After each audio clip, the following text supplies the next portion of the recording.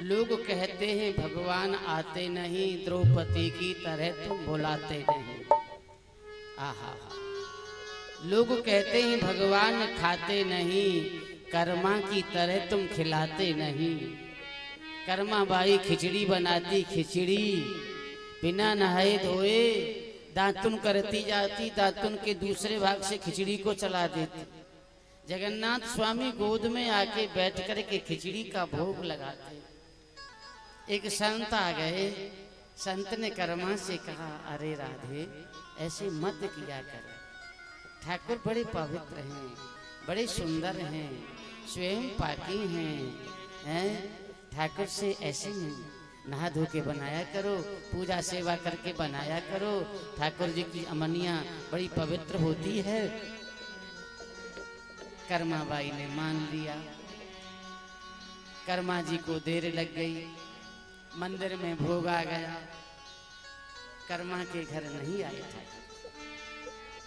कर्मा को बहुत दुख लगा। संत को स्वप्न में कहा, संत भगवान इस कर्म कांड को अपने पास में रखो, नहाने को धोने को। कर्माते जैसे पहले बनाती खिचड़ी वैसे कह दो, मैं भूखा रह गया। कर्मा ने भोजन नहीं किया उसने, मेरे ठाकुर भूखे तो मैं भी भूखा। संत कर्मा के पास में गए, कर्मा से कहा, कर्मा तुम्हारा भाग्य बड़ा धन्य है, तुम बड़ी पवित्र हो, तुम्हारी भक्ति से ठाकुर जी जय जयकार करते हैं, जैसे तुम पहले बनाती वैसे ही बना। कर्मा तो बड़ी खुश हो गई, कर्मा की भक्ति कितनी प्यारी है। सुखदेव कहते हैं, राजन आज गोपियों ने रोना शुरू किया ना, रुदोस्वरम राजन कृष्ण दर्शन लालसा। ठाकुर जी लता में से प्रकट हो गए।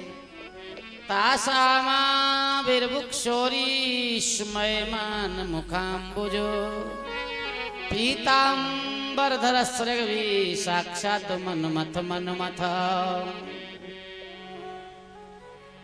सुखदेव जी कहते हैं, राजन एक लता में से प्रकट हो गए, मंद मंद मुस्कान है तेरी, तिरछी चितवन है, माथे पर चंदन लगता है, बनमाली घनश्यामो पीतवासा मनोहर, कांची कला परुचिरो लसन मुकुट कुंडल, कोटि मन्मथ लावण्यो हरि चंदन चर्चित।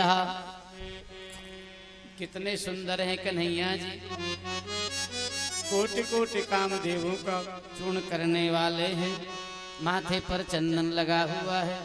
ऐसे ठाकुर जी को देख करके गोपियां निहाल हो गई।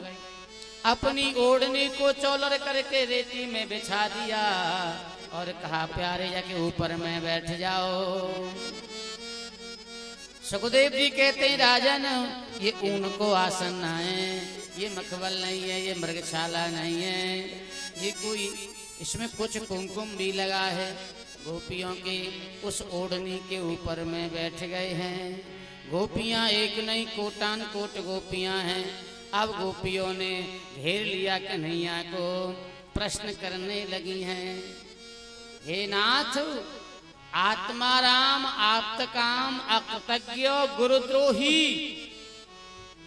गोपियों आत्माराम किसे कहते हैं?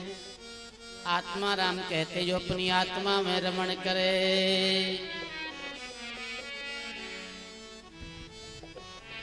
आत्माराम। आप्त काम किसे कहते हैं गोपियों?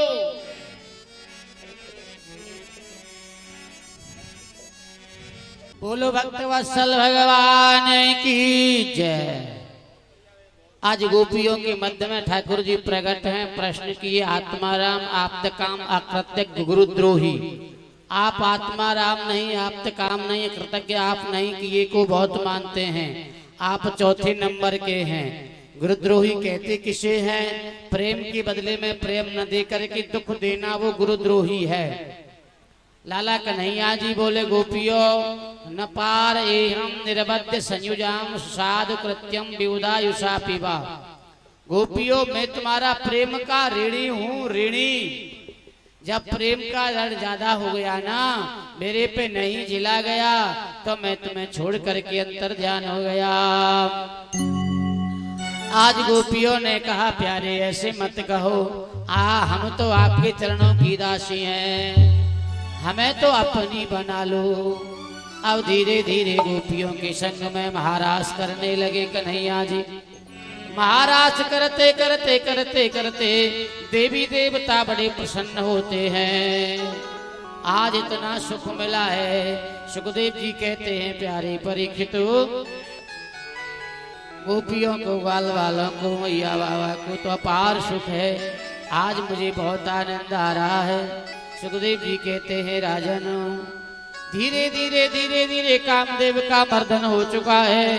अब धीरे धीरे जल विहार किया है ठाकुर जी ने। जल विहार करते करते गोपियों की थकान को दूर किया है। परीक्षित, ये महाराज की गति बड़ी विलक्षण है। अब धीरे धीरे धीरे धीरे इसके बाद में गोपियों को जो वरदान दिया था वह पूरा कर दिया। अब गोपियां बड़ी प्रसन्न होकर के अपने अपने घर की ओर में आ गई हैं। अब गोपियों का मन कन्हैया के चरणों में लगा है। अब गोपियां कहती हैं प्यारे हमें आप अब अपनी बना लो। आहा, सुखदेव जी कहते हैं राजन, गोपियों का मन तो कन्हैया के पास में है। केवल तन से गोपियों के घर में है। गोपियां घर में रहती हैं और घर में काम धाम करती हैं। आज धीरे धीरे फलश्रुति का अर्थ बताया। बोले हम जो काम वासना से पीड़ित हो रहे हैं, बहुत बहुत वासना है, बोले उसके लिए क्या करें? रास पंचाध्यायी का पाठ करें, रास पंचाध्यायी का चिंतन करें। रास पंचाध्यायी के चिंतन में तन्मय होकर के मस्ती के साथ में आनंद मनावें।